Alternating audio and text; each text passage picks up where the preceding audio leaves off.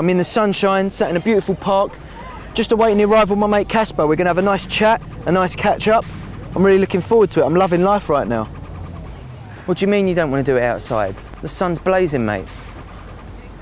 I don't care if you're in your studio or not. Come on, I'll put sun cream on and everything. Where's my money?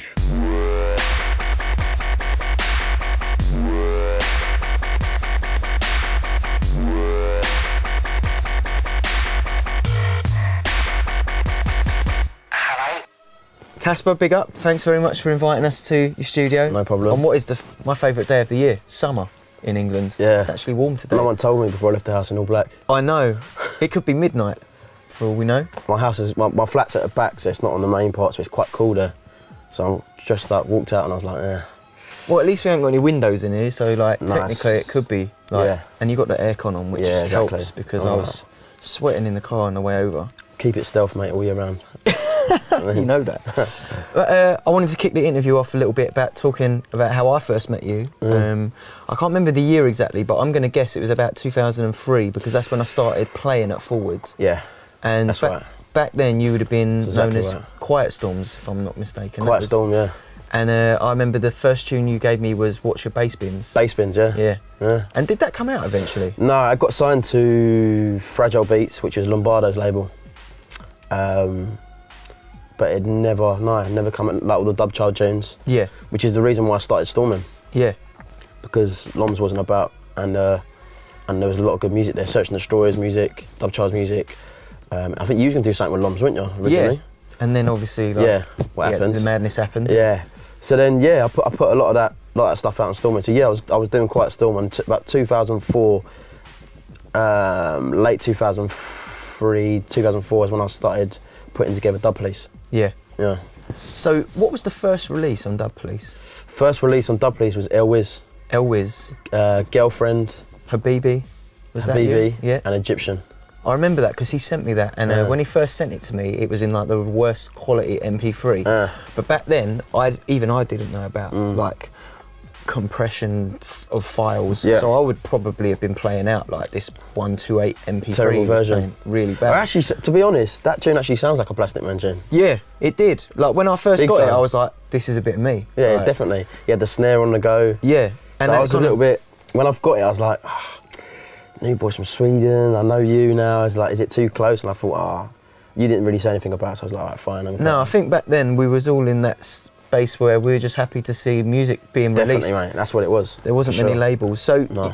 like you said, you started Storming. Yeah. How long was you doing Storming before Dub Police Started Storming in 2000 and early 2002, and then kind of just liked that sound when it went on from the garagey, like Orish J, Narrows, I was going to say, Bias, yeah, it was that Narrows all that one. kind of breaky, break step they were calling it at the time.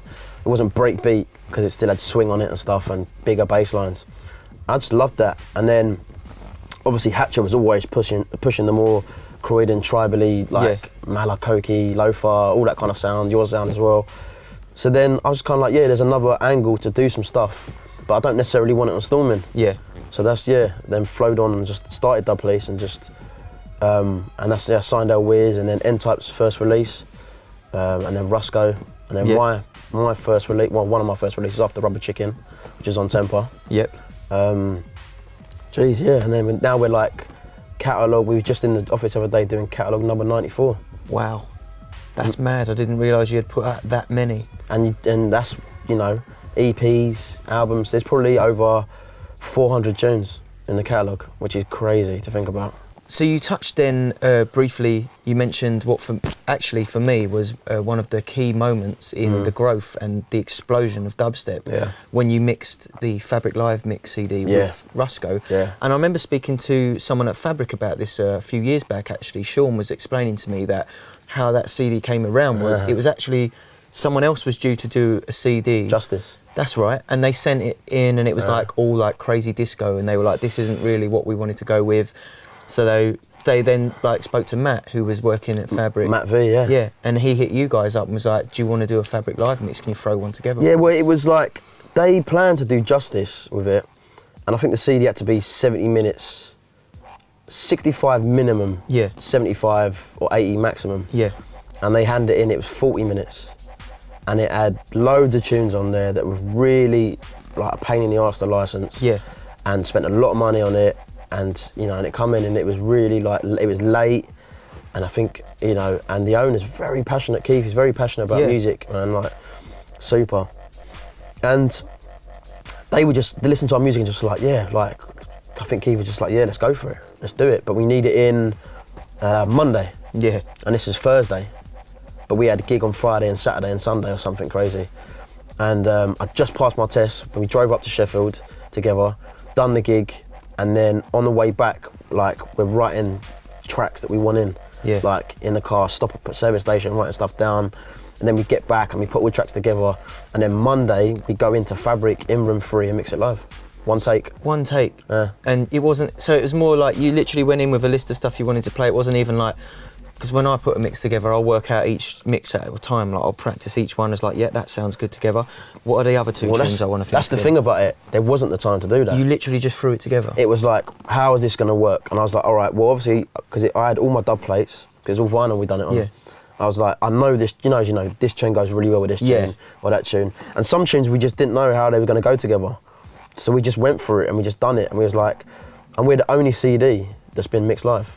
It kind of took dubstep and it kind of put it on a pedestal for everyone, like, worldwide to kind of buy into. Do you know what I'm saying? And go, oh, this is what it is. This going to be like is this what it is? It kind of turned out to be the sound that people were waiting to hear. Yeah. And eventually, Do you know what I'm saying? they got round to hearing it. And would you say that was like the turning point for you, like, as an artist? Like, definitely, 100%. Like, I was already doing my thing within the scene, like with the label and the night and stuff, but it was a huge turning point for me. Talking about progression and moving forward, you actually have just released an album, Alpha Omega. Yeah. Do you want to talk us through the process of writing the album and just the decision process as well of, like, we're in a sort of world now where a lot of albums don't sell, people are just buy singles. Yeah, that's it. What was it that made you want to sit in and do this? And, like, do you know what? Like, people, the way the scene, people were saying, oh, the scene's dead, or dubstep's not as big as it used to be, whatever, all that kind of stuff, kind of gave me more drive to put the album out this time. And I think it's really important in the times of change and the times of dips and recessions, as it were, do you know what I mean, in the scene, that there is something for people to believe in and buy into. And if no one's putting stuff out for people to buy into and believe in, then they're not going to believe in it, and they're not going to turn up and go out to the raves, and they're not going to come and see you. You can't last off your legacy forever. Do you know what I'm saying? So it was important for me to make a statement and go, yeah, it is a tough time to put an album out, and people don't really buy albums anymore, but I don't care. Like, this is me, this is what I've always done. I've always gone against the grain. That's why I am what I am. So just put it out. Yeah. And I was like, it's a collection of tunes I've been working on over the years, and it was just picking the right way of making it flow to sound more of an album. But it's not really an album, do you know what I'm saying? I didn't sit there and lock myself away for 2 months and write this album and then put it out. Yeah. It's stuff that I've been making. I mean, half of the tunes on there I made in 2010. They're just bits that you had to finish up? 3 years old. So if I put them out then, people would have been like, whoa, what's this? This is like nothing I've heard. It'd have been too forward thinking. And now it's almost like some of the stuff, yeah, all right, it might sound like it's a bit behind its time, but I made it a while ago. Yeah. For me, it's more important to put out good music and believe in it than it is to, like, worry about, are people going to buy it? Is it the right time? Or am I going to go on radio? Or, like, am I going to have a top 10 in iTunes? All that stuff's great, don't get me wrong. Like, it's brilliant, and it helps you as an artist with bookings and profile. But it's not the be all and end all. It's not why we're doing this. It's not why you started doing it. Yeah. It's not why I started doing it. And that's the thing to remember with it, and that's what it was. Nice. And also another venture that's very interesting is the clothing brand. Your collaboration with Massive. You actually like a partner, right? Yeah, I've never told no one before, but no one's really asked as well. They see me wear it and they see me put stuff up on my Instagram. But how that kind of come about, when I was living in LA last year, I saw a few people kind of wearing it, and I was like, that's really nice. Yeah. Not that I wanted to invest into it or buy into it, I was just like, I want a t-shirt. Yeah. So I found out who the guy was, Nate. Nate, yeah. Cool, and Dana was another guy who used to work for Zion and whatnot. And they were kind of just trying to put this thing together, and I was like, I love it.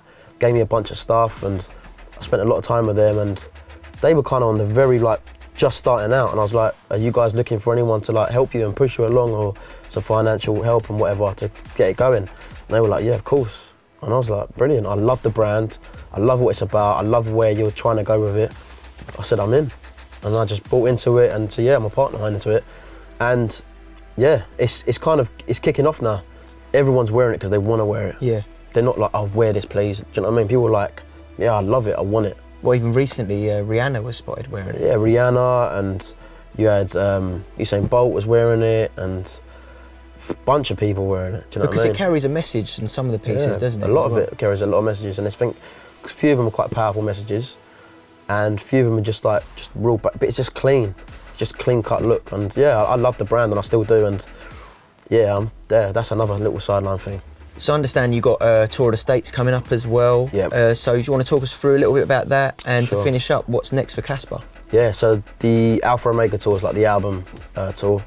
It's the first, I've always got there solo really, like it's the first time I've got actually like support acts and stuff. So I've got Kill Paris, who's signed to Skrillex's label, Anti-Serum and Mayhem, who are Big trap artists. trap artists right now and blowing up and doing some great stuff. So I've got those guys kind of support me on the tour. I've got like 9 dates. I think it starts in San Fran, then it goes Orange County, then Seattle, then Los Angeles, then San Diego, then Miami, then New York, then Chicago, then Idaho. So quite a few dates. So yeah, that's coming up. Just recently done the Australia Alpha Omega tour as well, which is great. And then to be honest, mate, it's kind of just keep plugging the album as far as pushing music off it, because I'm not done with it. Probably going to do like two more singles of the album. The next single is going to be a tune called Reach for the Sky with Diane Charlemagne. So I've got that coming out. The others have done a remix. RS4 has done a remix. And Break, the drum and bass guy, has done a remix as well. That's the next package. And then just back in, because I've got a bit of time now, which has been great, just back in the studio, just having some fun. The label's stacked and packed, and then we've got the Fabric nights as well. There's a lot going on either side. Constantly busy. It's the best way to be, isn't it? You can't complain. I'd be complaining if I wasn't busy. Exactly. You know what I mean? So you can have a moan now and then, you know what I'm saying? But yeah, just keeping busy and just you know, what I've always done, just keep enjoying it and just keep pushing things the way I want them to go, really. Wicked. So yeah. Well, I think that just about wraps it up, mate. Thanks very much for having us down at the studio today. No problem, good to see you. Lovely having a chat with you, and good to know that you're so busy. And like, you've got so much going on, so we're looking forward to seeing it all come to fruition. Big up. Big up, mate. Thank you.